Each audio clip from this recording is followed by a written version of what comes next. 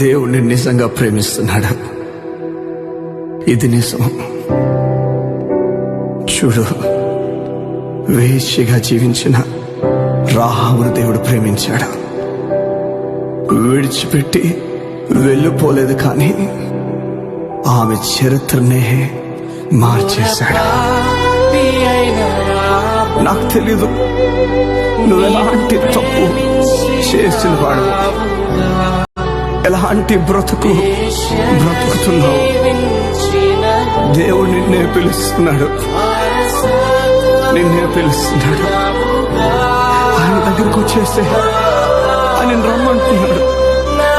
ఇక మొత్తం తానే చూసుకుంటానని చెప్తున్నాడు.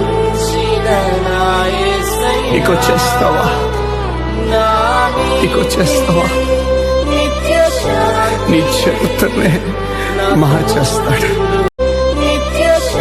నీ చరిత్రనే మార్చేస్తాడు.